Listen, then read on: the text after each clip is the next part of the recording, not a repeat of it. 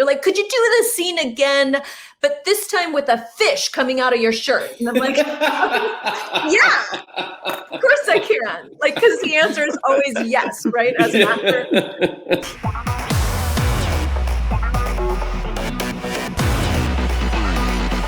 Welcome, friends and fans, to another edition of GalaxyCon Live, where we are bringing the convention experience directly to you. And today, we are going back to Olympus and mythic Greece with two amazing guests from Disney's Hercules. So without further ado, let's go the distance and bring them out. Our first guest is an actress, singer, and dancer whose body of work includes Spirited Away, Steven Universe, and the original Belle, the Broadway musical adaptation of Disney's Beauty and the Beast. Today, she joins us to discuss the role of Meg. Please welcome Susan Egan. Hi, you guys. So great to be here. Thanks for joining. Oh, thanks for joining us here today. How are you? I'm so good. Oh, you've got your Disney bookends there. Meg and Belle. I figured this was the corner to sit in today. Very well. I hope someday we can sit down and talk about your Beauty and the Beast, because that is not only is a fantastic show, not only set this too, but it set a magnificent precedent for the interpretations of cinematic stuff into musical form. And I'm a big Terrence Mann fan as well as yours. So yeah, and I really do love that production. Oh, I'm so glad. Thank you, Patty.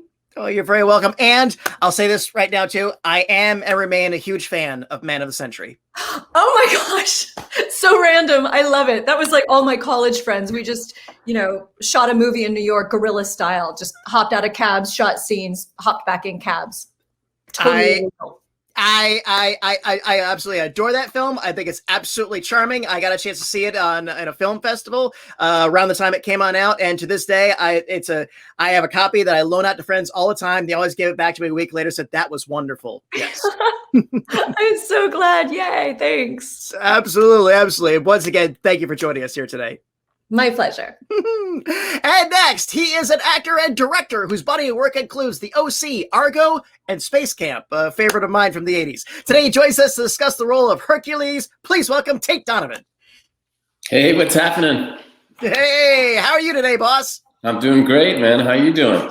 I am well in my corner of the world. So glad to have you here. And yeah, big fan of Space Camp. Also, wow. Great job on damages, both in front and behind the camera. Thank you so much. Great show, sharp acting, sharp direction. That's a favorite. Been a favorite of mine for quite a while. Yeah, well, Glenn Close, man, and Rose Byrne, they're both amazing.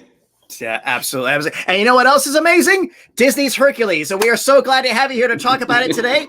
Welcome to the GalaxyCon virtual stage. As always, we're looking forward to the day when we can host you on our physical stages and get you back in front of your fans. In the meantime, we created this electronic forum during the interesting year and a half we've all had, and it's been working out fantastic. We're going to continue this actually when conventions do come back, and our show in Raleigh is announced coming back, and maybe some more stuff on the horizon. But in the meantime, our team is going through the chat room right now, pulling out questions. I would like to just start this off with, how did Hercules begin for each of you? Ooh, do you want to take that, Tate, first? Well, simple, just auditioning. I just auditioned a bunch of times, and I remember going into the waiting room, and like all the most famous actors at the time were there. And, it was sort of like Aladdin had sort of been a huge hit. It was the first time like stars wanted to do voices on animated features, So I was like, I'm never going to get this. This is everybody in the world wants this role. And I don't know, for some unknown reason, Ron and John, the directors, picked me. Thank goodness. I remember one thing from the audition is that I'd never auditioned for an animated feature before. So they were like, okay, well, anytime you're ready to go, just start. And I was like, okay, great, thanks. And then they went, and I was like, what's going on? Why are they praying or something like that? I had no idea. But they were just wanting to hear me. And I was like, I get it. They don't care what I look like. Yeah, I asked about that, and they actually have renderings of the characters, and they look down at the characters because there may be somebody whose voice they really like, but for whatever reason, it doesn't work coming out of that face, So, but it's so disconcerting, isn't it, Tate? Like you walk in a room and usually you audition and people actually look at you, and all of a sudden they're not, and it's awkward. Very much so. So a couple of callbacks. When did you do table reads, or was it just thrown in the deep end of the recording booth? No table read. I never thought about that until you just said it, but every other project I've ever done in my life has had a table read. Can you imagine being in a room with Danny DeVito and James and that entire cast? That would have been such an amazing thing. No, we just jumped right in. Yeah, I mean, we always recorded alone. I remember one time we got to record together, Susan. Yep. We sort of like improv, like the date, and did a couple of scenes together. But that was the only time I was ever in recording booth with anyone. You never recorded with Danny? No, never recorded with Danny. I met Danny. Well, I met him one time. He was leaving the recording studio as I was going in. And he sort of stayed and like directed a couple of scenes of mine, it was kind of hilarious. Yeah.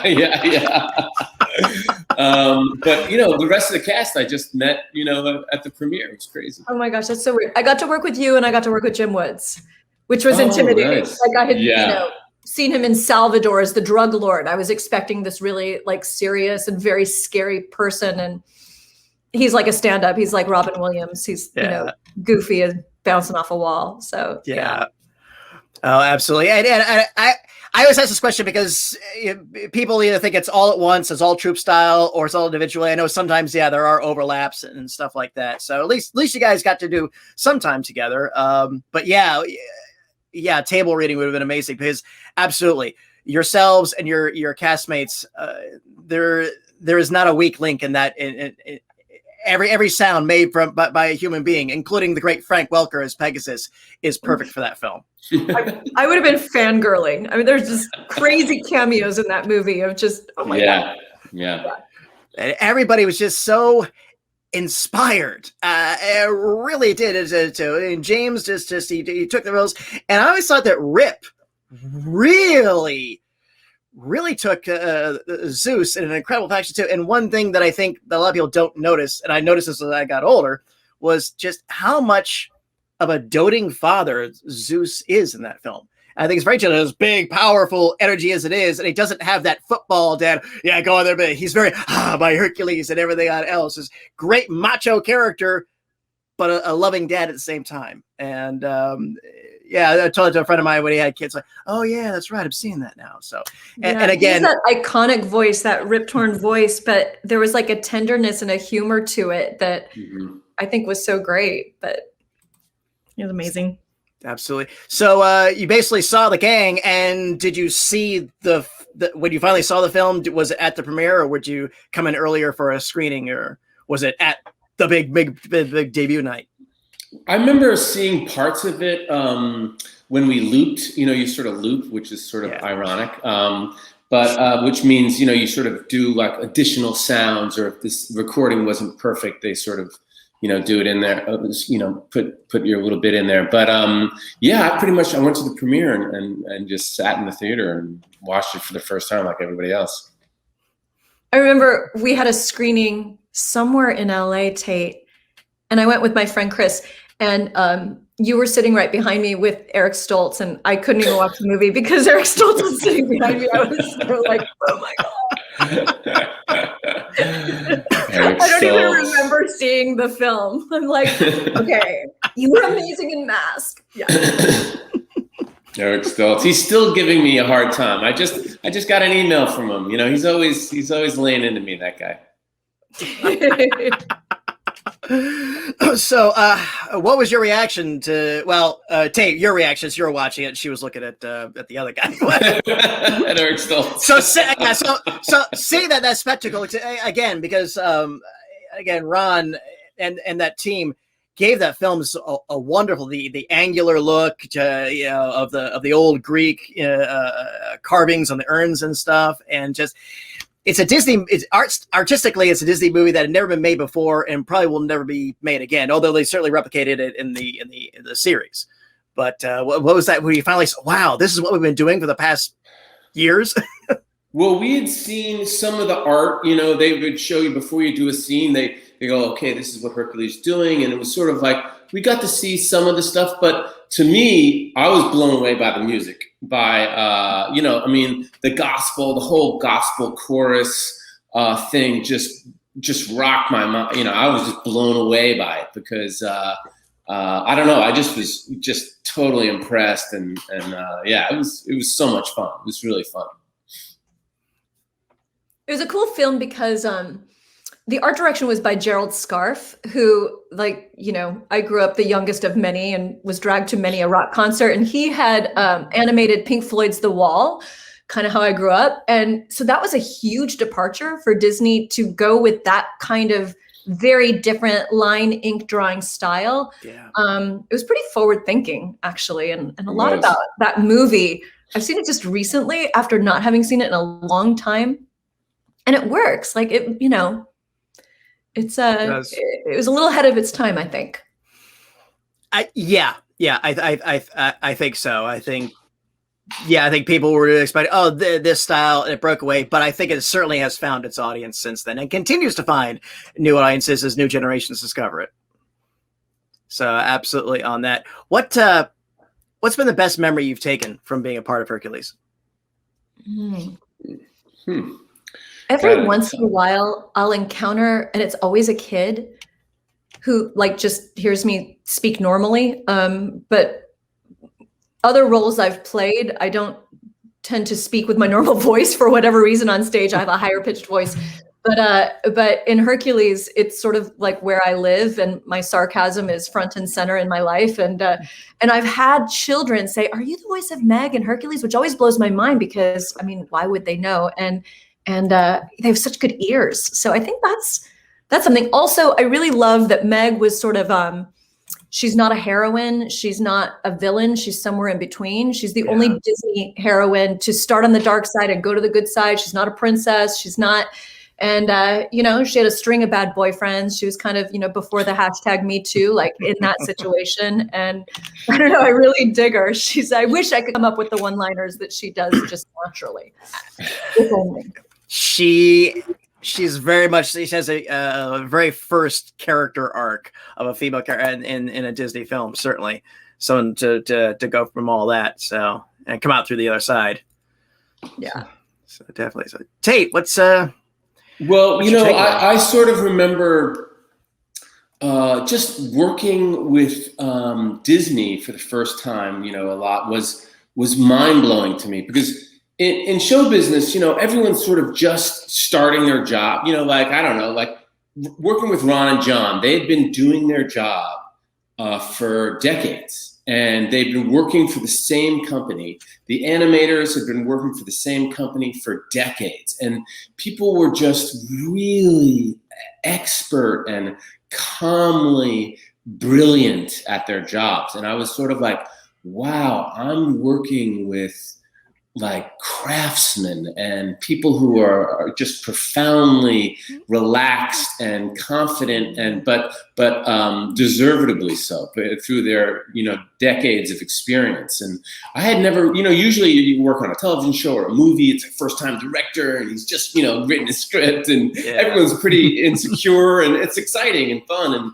wonderful. But this had just like a wealth of talent for just years and years and years. And, you know, it was really, I felt like I was working with like the A-team, you know, I was like, whoa, this is pretty big.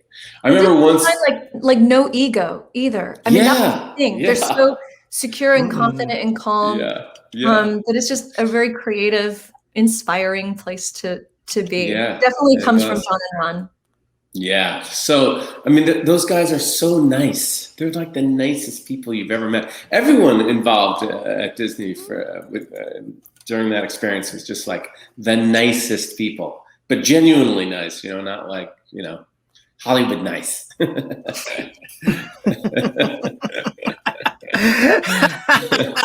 Say no more, sir. Say no more. Well, thank you so much for indulging my questions. We're good to go on our audience questions, so I'll invite our first one to come on up. And this is going to be from Matthew, who wants to know, If you had the strength of Hercules for a day, how would you use it? Oh my goodness gracious. How would I use it? I have got 20,000 weeds in my garden that are driving me nuts right now. But okay, I should try to come up with a better answer than that. I don't know. Let's see. What can I do that would, I don't know, something to do with collecting all of the plastics and garbage in the ocean and collecting them and gathering them up and, I don't know, recycling them or sending them up into space and having them never come on so our oceans and our sea life can live trash-free life. Yeah, that raises an interesting question. If Hercules existed today, what would be the new 12 labors in the 21st century? Yeah, that's for sure. So cleaning the Augean stables would be like, oh, can you get all the plastic out of that spot in the Pacific that it's all collected in? Yeah. Definitely would not be slaying the Nemean lion. You know what I mean? He's an endangered species. And, I don't think he should be wearing any pelts at this point. I think he would be helping get rid of the poachers, right? I mean, Yes. Yeah. He'd be saving the Nemean lion. That's exactly right. Absolutely. So, Susan, if you had the strength of Hercules for a day, what'd you do? Well, no, like Tate had such a noble answer, and I feel like Was it the weeding? So that like the light comes through the window in a slightly better way. Maybe I'd finally get my piano in the area of the room that I want it without hiring piano movers. Like, I've got a big honeydew list. I just want Herc to come over. I don't really want to do it myself, and just that clean behind the fridge. I'll talk to your husband about it. Fair. Matthew, thank you. Fun question to start us off with. What do we have next? From Eric. Do you agree that Hercules has been overshadowed by other Disney animated movies? Has it? I kind of used to, like, people say that a lot, like, oh, it's underrated or whatever. And I actually have found that so many people say that it must not be underrated because they're all saying the same thing and they seem to like it. I feel like there's an appreciation for it because it works on so many different levels, and sort of everybody who was 7 to 13 at that time is now like, 29 to 35 and connect to it. So there's almost like this resurgence of Hercules popularity right now. That I dig. And I honestly feel like the people who see it again now, it works so beautifully. The humor, the jokes, which were very timely at the time, still get the same laughs. So yeah, I'm kind of with you, Tate. I don't know that it's been overshadowed. I don't know. I love that it's sort of a sleeper hit. I mean, I guess it's not Lion King. I guess it's not. Or Frozen. Yeah. But it could still be. Maybe we'll do Hercules at the Hollywood Bowl, Tate. Maybe we will. I get Roger Bart. I worked for Disney as an actor for several years. I have a lot of friends in Imagineering, and they've always said, they talk about Hercules, where it's like films were made for general audiences, but there was always a sub audience that they're always being targeted to. And Hercules, they hadn't made anything for boys at the time, for a young protagonist, and the Disney princess thing had kind of become a proto meme, and they just wanted to shake the formula up for a little bit. And I know it is revered among animators, certainly, again, for the artistic style and everything else. And so is it overshadowed? No, it's just it has its audience and everything. Everybody's in its own lanes. That's so it is in its own category. Yeah, it doesn't fall into some of the mainstay categories at Disney. That's for sure. So it's cool to be a part of it. We're rebels, man. We're rebels. Right. Rebels, Daddy. Yes, I see. Eric, thank you. Great question. What do we have next? Here's gonna be one from Rebecca. Do you prefer voice acting over live action? Go for it, Tate. I'll take it any way I can get it. You know what I mean? there's a fantastic, unique set of challenges to acting with your voice. And, it's liberating in some ways and kind of difficult technically in others. And then, I don't know, I sort of love them and feel challenged by both of them. So, yeah, I don't prefer one or the other. Sorry, not a great answer. No, acting is acting, and some people on the outside tend to differentiate between the two, but it's kind of the same. Yeah, just that you can wear your pajamas if you want to for one. That is a great part of it. No lip gloss necessary. Just jeans and a t-shirt, go in the room. And also, I think in voice acting, you get to be things that you wouldn't be cast in ordinarily. True. So that is an advantage. So Rebecca, thank you. And what's next? From Jess. Ooh, what's the dream role? Jeez. Once again, I'll take whatever you got. I just get asked that quite a bit, and I always can never answer it. It's always comes down to the writing, and it's not like if you're part of something that's really well written, I'll play anything. It's sort of like Let me transpose it like this: as a director, then is there a dream project that you'd love to tackle someday if given permission and resources? Gosh, well, I was sort of raised just being completely enamored by Star Wars. So to be involved in that Star Wars world would be a dream come true for sure. I guess, and that goes for acting too, to be involved, just to have a walk on in a Star Wars movie, I think would blow my mind.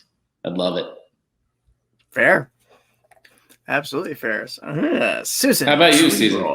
Yeah, I'm going to second that. I'm a major sci-fi fanatic. I love Star Wars. I want to be Rey, but that has failed. You could be Rey's mom. I would totally be Rey's mom. Not really, in a heartbeat. I would love that. She's amazing. She's the best.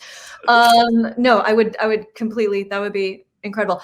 As far as voice acting, I would play the tiniest of tiniest roles in anything Pixar. I think the writing at Pixar is so marvelous. They just hone things down, and script comes first there, before concept, before anything. Like it's the script and the writing is top notch, and I think they're brilliant. I would love to I have some Pixar animator friends, and I'm just like, I'll just be like a test voice for you guys, like just to get things going. Like, yeah, big fan. I'll do scratch tracks. How does she still be exactly right. Yeah, I'll do the demo.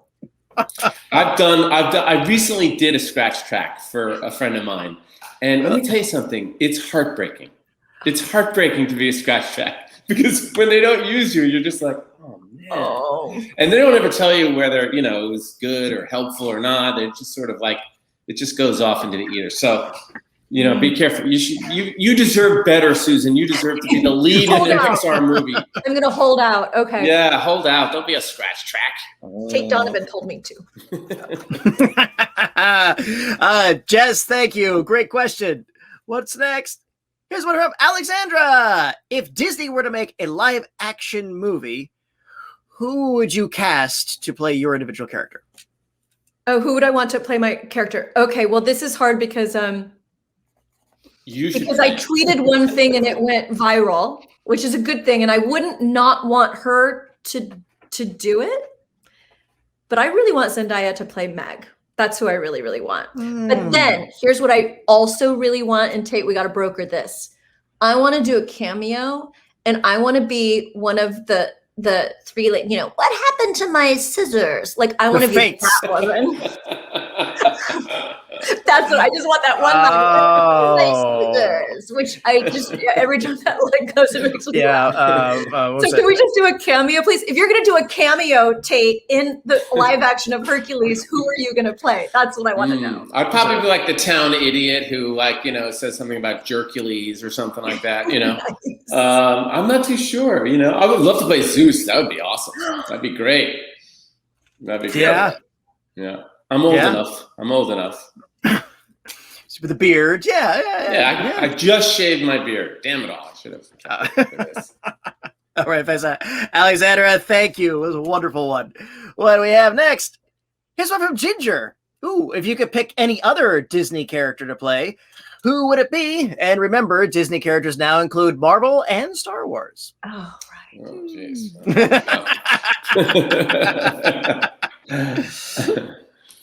To give you a little more latitude.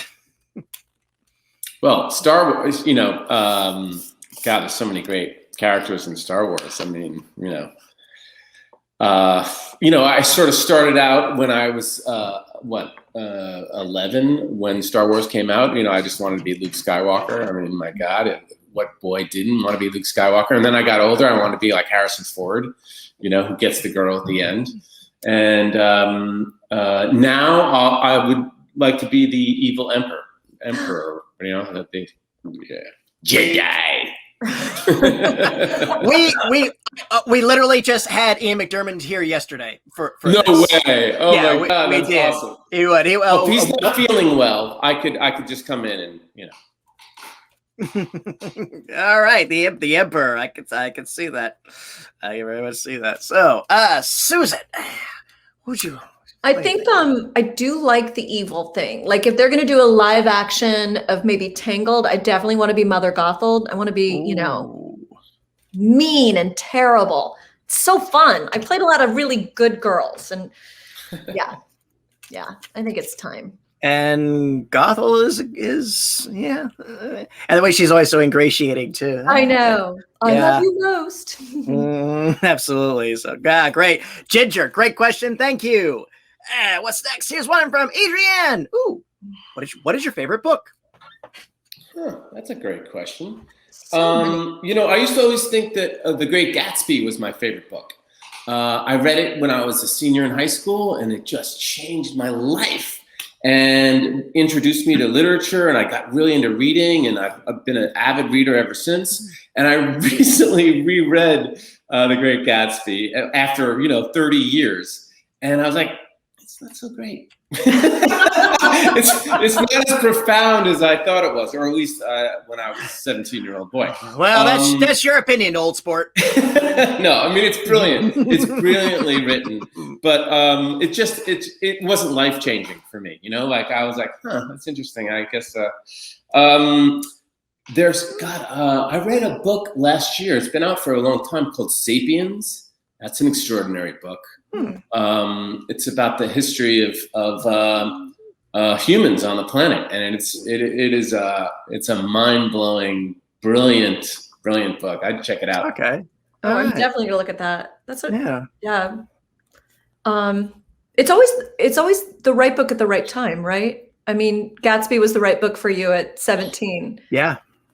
So different things for me. I love Mist of Avalon when I was in my early 20s, which is the King Arthur story told from the point of view of the women, which I loved. And I guess this is not far from that. I just read Circe, which is great. Have you read Achilles yet? It's like modern, rewritten Greek mythology. Here we go. So topical.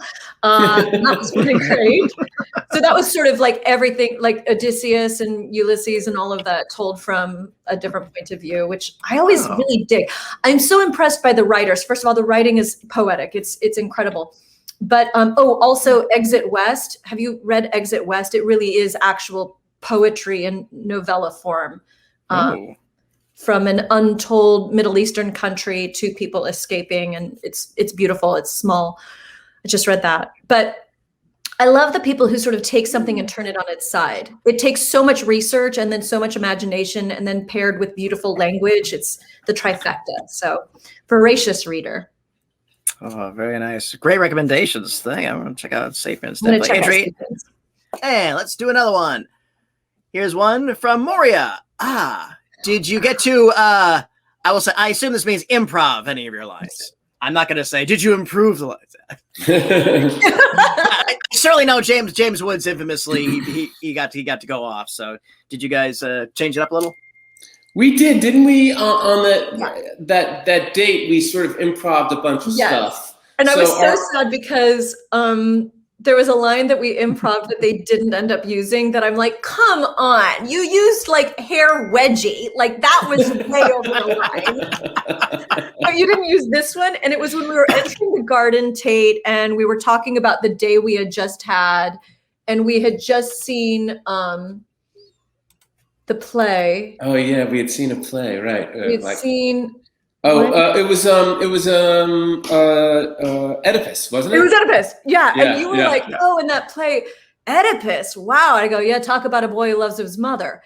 And like, they didn't keep it. And like, the kids would never have known how much the boy loved his mother, but the parents might have. And they didn't keep it. I was sad. Yeah. The rule was we had to record the script with no overlap, meaning I would say a line, there would be a space, Tate would say a line in case they needed to edit. And once they got it, then we could do the scene again with overlap, speaking over each other. But then after we got that, they would let us just improvise the scene, knowing what the scene had to accomplish. And so it was pretty cool of them, actually. Yeah. I felt as though like there were a couple of reactions or quick little lines or laughs or giggles that they kept from that. Let the mic go and we can overlap and stuff like Definitely. that. And my actors are always. Oh, go ahead. No, go for it. No, it's just that when you're just starting out as an actor, that's one of the most frustrating things is you can't overlap. You have to stay and wait and then say your line, and it just feels so uncomfortable. So whenever an actor can just sort of like talk over each other, like we're doing in this Zoom right now, it's a lot of fun. You just feel because that's the way we are in life, right? It's the most natural feeling. It is really unnatural to sort of wait and then say and then react. And then Jim Woods, like, God, he wouldn't stop improvising, And the one line that they ended up keeping was, I was in the booth with him and I'm looking at John and Ron and Alice Dewey, our producer, and I can't hear them. I'm just watching them. And Jim's like, Meg, my little peg, my little nutmeg, my little, and I'm like, I know I have to get a line in, but I can't get a line in. And I'm looking at them and they're like, yeah, we don't know. Like, good luck with that.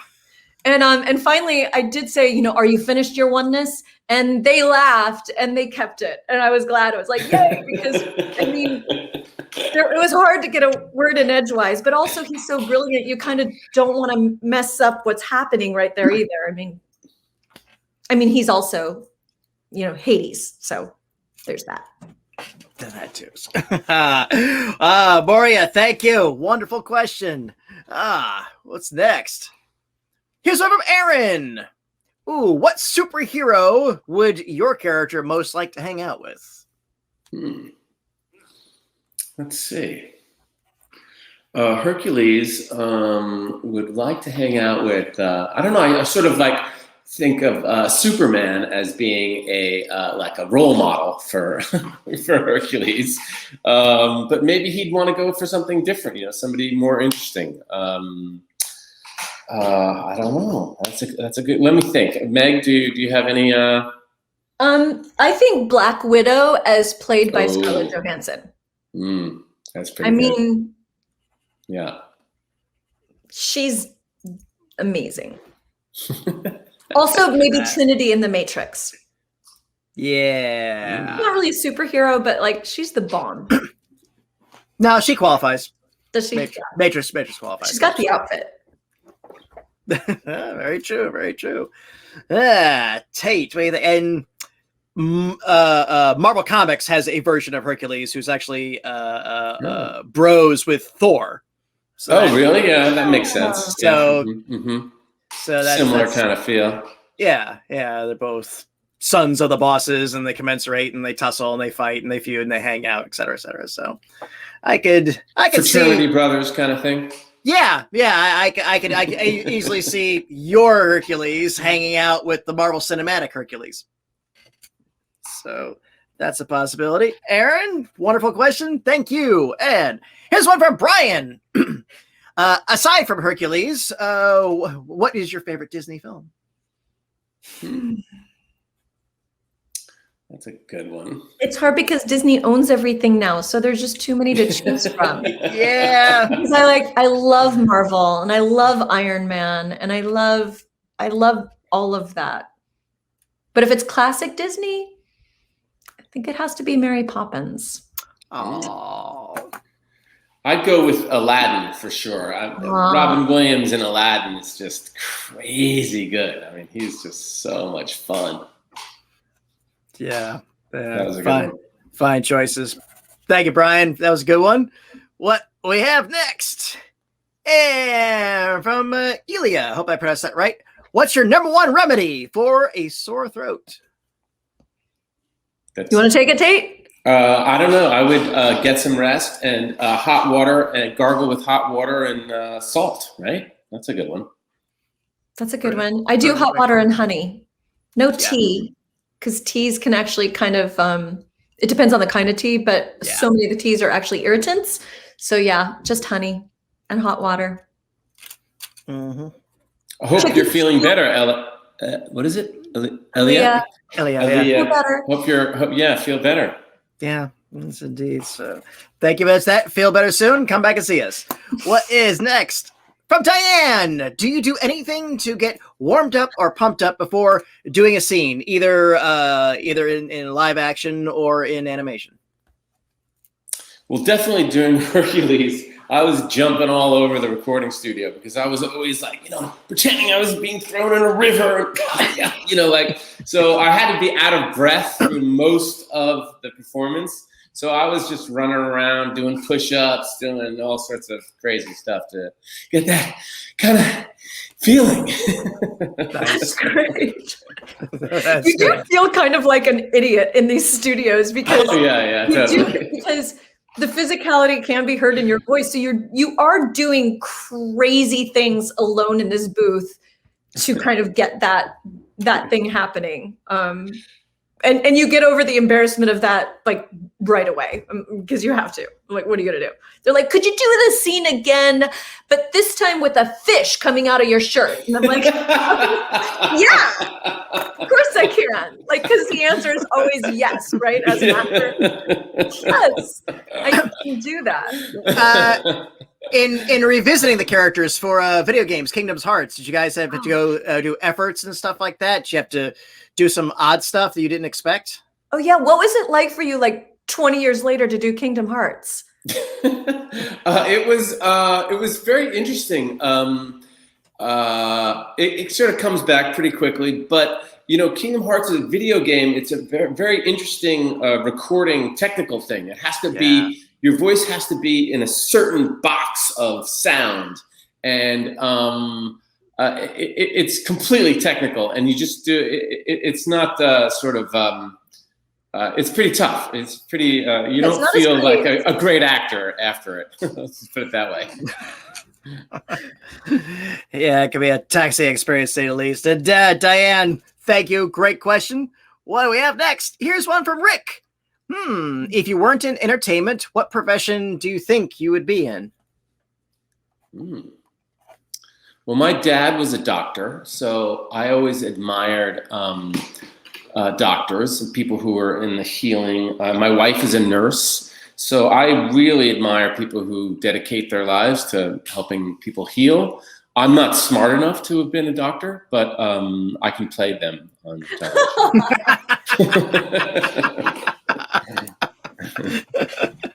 I'm not a doctor, but I play one on TV. Yeah.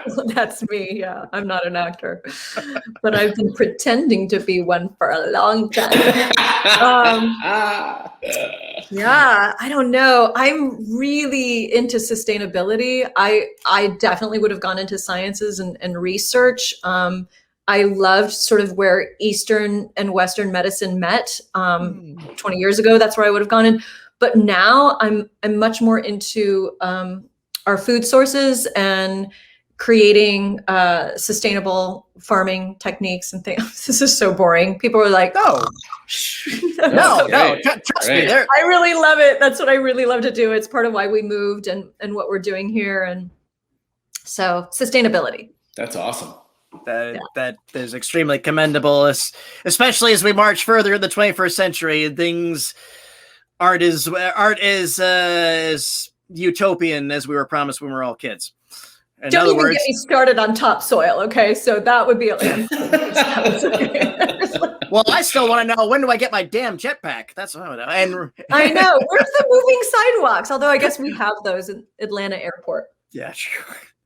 And you still can't get your connection in time. Rick, thank you. Great question. What do we have next? Here's one from Pam. Who or where do you draw inspiration for your portrayal of characters? Well, for me, it's it just comes from the script and sort of certain ideas, but usually it's people I know or loved, or my grandfather or my brother, or sometimes it's just what comes from the script. It sort of bubbles up. You have no control over it, and you just sort of run with it, and then you bounce it off the director and the other actors and see if it works. If it doesn't, then you sort of adjust. And so, it's every part is totally different. It's kind of shocking. I've been acting for like 35 years or something like that, and maybe longer. And I'm shocked at how every time I do it, I'm at a loss. I'm like, wow, I don't know how to do this. How am I going to do this? And you sort of figure it out. How about you, Susan? Yeah, I mean, I think it's hard because we sort of become actors to not be ourselves, and the irony is you only have yourself to draw from. If you want that performance to have any sort of authenticity, you are going to look at, putting yourself in that character's situation, trying to accomplish in that scene what needs to be happening. In the case of Meg, she was written to be like Barbara Stanwyck in The Lady Eve, Lauren Bacall, Betty Davis, Joan Crawford. And I happened to be a diehard fan of those movies. So there was sort of a technical element that was a lot of fun because the script was written as a 1930s screwball comedy. So with something like Meg, it was a little different where, yes, I am sort of jaded and sarcastic naturally, so that was easy. But there was a cadence to the line reads that was very stylized. You think about Lauren Bacall, if you need me, just whistle. You know how to whistle, don't you? You pucker up your lips and below. Like there was a sing-songy cadence to the acting style back then that Meg just had. So sometimes there's technical elements like that. Sometimes you're playing a character that is historic and you can get to do a little bit of research. But it's always coming from you, right? That's what makes your performance unique and your performance authentic. Very much so. Pam, that was a wonderful question. And Tate, Susan, this has been an absolute delight. Any final words for our audience before we go? Thank you so much for coming. Thank you for liking the movie.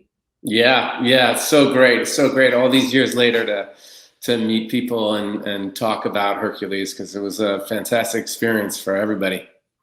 As it was a fantastic experience to enjoy and continue to enjoy, as was this. Once again, thank you both for joining us on the GalaxyCon virtual stage. Thank you to our audience for joining us, and thank you for all those great questions. Hope to see you all again soon. Until then, bye-bye, everyone. Take care, and please don't forget, you too can go the distance.